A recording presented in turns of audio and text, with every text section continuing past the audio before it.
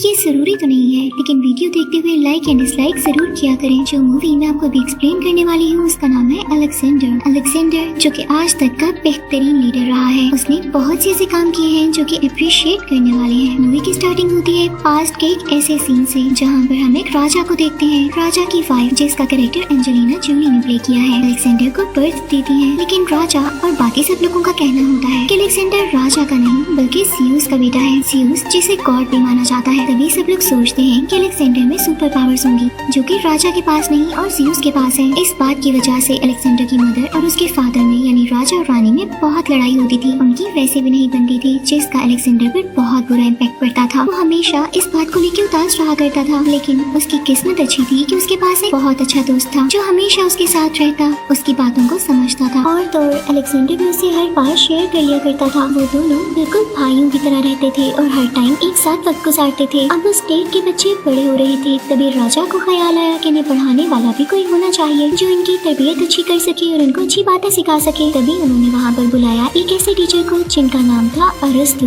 वो एक मुस्लिम टीचर थे जिन्हें आज एरिस्टोटल के नाम से भी याद किया जाता है। उन्होंने उस स्टेट के सब बच्चों को पढ़ाना शुरू कर दिया और देखते ही देखते वो बच्चे बहुत काबिल और ज़हीन होते गए, यानी उन्हें अपना टैलेंट यूज करना आ गया। उनमें काफी स्किल्स और मैनर्स आने लगे। बच्चों में पढ़ने का शौक भी डेवलप हो चुका था और टीचर यानी अरिस्टो ने बहुत अच्छे से गाइड करते थे। अब एक दिन उस स्टेट में यानी जहाँ पर राजा की हुकूमत थी, वहाँ पर एक आदमी आता है जो कि अपने घोड़े बेचने आया था। वहीं पर अलेक्जेंडर और राजा भी होते हैं। अब वो आदमी सबको घोड़े दिखा रहा होता है। उसके पास काफी खूबसूरत घोड़े होते हैं, लेकिन एक ऐसा घोड़ा भी होता है जो कि काफी बुज़दिला होता है। वो किसी के काबू में भी नहीं आ रहा होता। तो राजा उस आदमी के पास जाते हैं जिसका ये घोड़ा होता है और उसे कहते हैं कि यहाँ पर तुमने इसको लाकर गलती की है। ये तो यहाँ पर किसी की भी जान ले सकता है। तुम्हें इसको ट्रेन करना चाहिए था। अब इस पर सवारी कौन करेगा? तभी राजा का बेटा अलेक्जेंडर आता है और अपने बाबा से कहता है, बाबा इस पर सवारी मैं करूँगा। वो उसे कहते हैं, बेटा तुम अभी 13 साल के हो। ये घोड़ा जो कि बड़े बड़े आदमियों से कंट्रोल नहीं हो रहा, आपसे कंट्रोल नहीं हो पाएगा। और वो आदमी भी राजा से कहता है कि ये घोड़ा बहुत वसीला है और अलेक्जेंडर इसे काबू नहीं कर सकता। तो अलेक्जेंडर उन दोनों को चैलेंज करता है कि बेशक मेरी उम्र छोटी है, लेकिन मुझे यकीन है कि मैं इसे काबू में कर लूंगा। मुझे मेरे उस्ताद ने तरीका सिखाया है। और वो घोड़े को लेता है, उस पर बैठता है और काफी दूर से होकर आता है। उसने घोड़े को अपने काबू में कर लिया था, जो कि ये वहाँ के लोगों के लिए और राजा के लिए बहुत फख्र की बात थी। जैसे ही अलेक्जेंडर लौटता है तो उसके फादर बहुत खुश होते हैं। सब लोग क्लैपिंग करने लगते हैं, उसकी तारीफ करने लगते हैं। सबको पता चल जाता है कि अलेक्जेंडर इतनी छोटी सी उम्र में ही कितना ब्रेव है। अब जब अलेक्जेंडर घोड़े से उतरता है तो वो घोड़े से कहता है, अब हमारा साथ पक्का है। मैं जहाँ भी जाऊँगा तुम्हें अपने साथ लेकर जाऊँगा और तुम्हें मेरी बात माननी होगी। अब हम एक रात को अलेक्जेंडर को उसके फादर यानी राजा के साथ देखते हैं। राजा उसे बता रहे होते हैं कि दुनिया में किन किन लोगों ने लीडरशिप की है, यानी उसे अजीम लीडर्स के नाम बता रहे होते हैं, जिसमें हरक्यूलिस, ऑडिपस और बहुत सारे लोग हैं। अलेक्जेंडर काफी इम्प्रेस होता है और कहता है कि पापा जान मैं भी इन्हीं लोगों की तरह स्ट्रॉन्ग बनूंगा और देखिएगा मैं इतना फेमस हो जाऊंगा कि मेरा नाम भी इन्हीं लोगों के साथ लिया जाएगा। तो अलेक्जेंडर के फादर यानी राजा उसे समझाते हैं कि इतना आसान नहीं होगा मेरे बेटे, और एक बात हमेशा याद रखना, या तो स्टेट होती है या तो औरत। अगर तुम्हारा ध्यान औरतों की तरफ बढ़ गया तो तुम कभी भी स्टेट पर नहीं ध्यान दे सकते, और स्पेशली तब जब औरत तुम्हारी माँ जैसी हो। यानी यहाँ पर राजा अपने बेटे अलेक्जेंडर को उसकी माँ के खिलाफ कर रहे थे, क्योंकि मैंने आपको बताया इन दोनों हस्बैंड वाइफ में जरा नहीं बनती थी। और जल्दी राजा सोच रहे थे कि वो दूसरी शादी कर लें, जबकि अपने बेटे को वो समझा रहे हैं कि औरतों में मत पड़ना। लेकिन अलेक्जेंडर इस बात से तंग आ जाता है।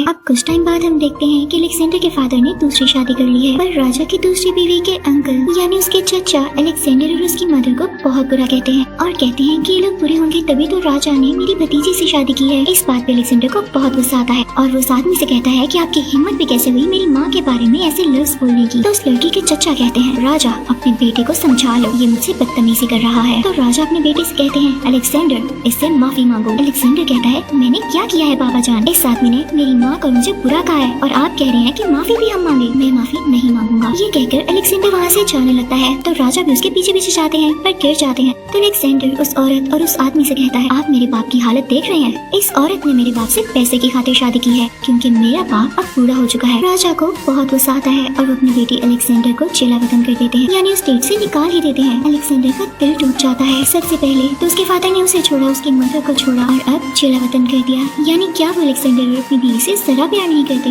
उनके नजदीक अब उनकी दूसरी बीवी ही सब कुछ है। पर जल्दी खबर आती है कि राजा का कत्ल हो चुका है और जितने लोग अपनी बातें कुछ कहते हैं कि उनकी दूसरी बीवी ने उनका कत्ल करवाया उनकी जायदाद यानी प्रॉपर्टी पर अपने कदम जमाने के लिए, उनके पैसे के लिए, और कुछ कहते हैं कि उनकी पहली बीवी ने जेलस होकर ये सब किया। पर किसी को कुछ नहीं पता था कि असली कातिल है कौन। इस वक्त अलेक्जेंडर की उम्र 20 साल होती है। तब तक राजा की और कोई औलाद नहीं होती तो अलेक्जेंडर को ही राजा बना दिया जाता है। अब अलेक्जेंडर बहुत टैलेंटेड भी था और वो हार्ड वर्किंग भी था। उसने आहिस्ता आहिस्ता हर जगह पर कब्जा करना शुरू कर दिया। वो कई जंगें करता जिसमें वो जीत जाता और उस मुल्क को अपने नाम कर लेता। अब की बार उसकी जंग फारिस से हुई, लेकिन वहाँ का राजा भाग गया। अलेक्जेंडर के पास 40,000 लोगों की फौज थी और वो बहुत ज्यादा स्ट्रॉन्ग भी था। वो चाहता तो राजा को मार सकता था, इसलिए वो राजा को ढूंढने लगा। उसने पूरे एशिया पर कब्जा कर लिया था, लेकिन वो कहता था कि जब तक मैं इसके राजा को नहीं मानूंगा असली राजा मैं कैसे हो सकता हूँ। पर अच्छी बात यह है कि जिस मुल्क को भी वो अपने नाम करता वहाँ के लोग उसके अगेंस्ट ना जाते, क्योंकि अलेक्जेंडर उन सबसे पहले ही कह देता था कि मैं आपसे आपकी कोई चीज नहीं छीनूंगा, बस मैं यहाँ लीड करूंगा। उनकी बहुत केयर करता, उनसे प्यार से बात करता और उनसे कहता कि आपको अपने रस्म रिवाज यानी ट्रेडिशन, कल्चर, कस्टम कुछ भी चेंज करने की जरूरत नहीं है। आप जैसे जीते हैं आप जी सकते हैं। मैं आपकी जरूरियात यानी बेसिक नीड्स का भी ख्याल रखूंगा और आप पर कभी जुल्म नहीं होने दूंगा। इस वजह से आहिस्ता आहिस्ता लोग उसके दीवाने होते गए, उसे पसंद करने लगे। पर अलेक्जेंडर की अभी भी वही सोच थी,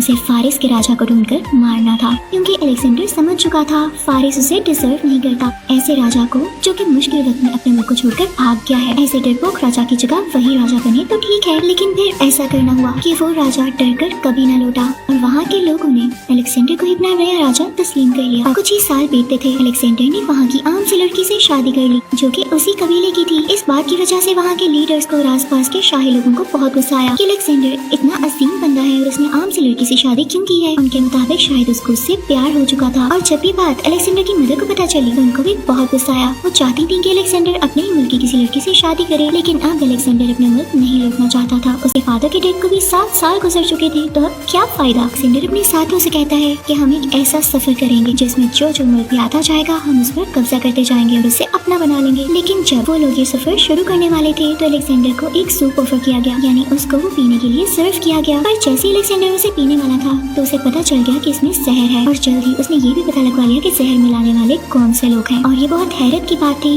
यानी हैरान कर देने वाली बात थी कि जहर मिलाने वाला कोई और नहीं उसके अपने साथी थे।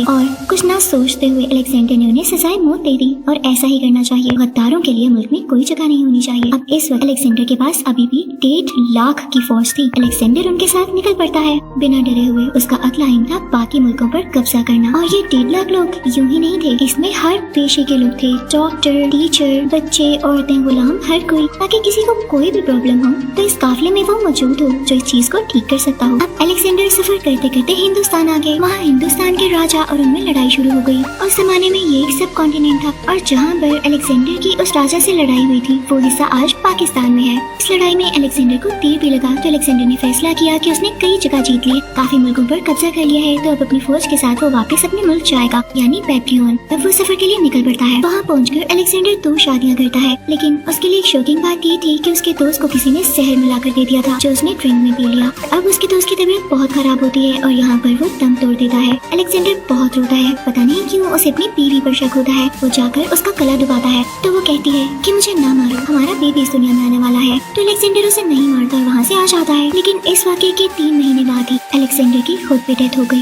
वो काफी कमजोर हो गया, उसे भी जहर दे दिया गया था। अब यहाँ पर सिकंदर के आसपास उसके खास लोग थे। मरने से पहले उसने 3 विशेष की कि ये मेरी वसीयत है, इसे याद रखना। पहला तो ये कि जब मैं मरूं तो मेरा जनाजा डॉक्टर यानी हकीम लेकर जाए ताकि दुनिया को पता चल जाए कोई भी डॉक्टर या हकीम इंसान की जान नहीं बचा सकता जब उसका मरना लिख चुका गया हो। दूसरी ये कि जब मैं मर जाऊं तो मेरी कब्र यानी ग्रेव के इर्द गिर्द सोना, चांदी और मेरे पास जितनी भी दौलत है वो सब रख देना, ताकि सब देख लें मैं अपनी कब्र में एक सिक्का या एक चेन तक नहीं लेकर जा सका और ये सारी चीजें दुनिया में ही रह गई। तीसरी और आखिरी ख्वाहिश कि जब मैं मर जाऊं तो मेरी हाथ मेरी कब्र से बाहर रखना ताकि लोग देख लें अलेक्जेंडर यानी सिकंदर खाली हाथ आया था और खाली हाथ ही वापस जा रहा है। तो ये थी अलेक्जेंडर यानी सिकंदर आजम की कहानी, जिसको आज कौन नहीं जानता। सिकंदर के जाते ही उसकी पूरी सल्तनत तबाह हो गई। लालची लोगों ने सब कुछ खत्म कर डाला, पर सिकंदर आज भी सब लोगों को याद है। इसी के साथ ये मूवी भी खत्म होती है। Thank you for watching.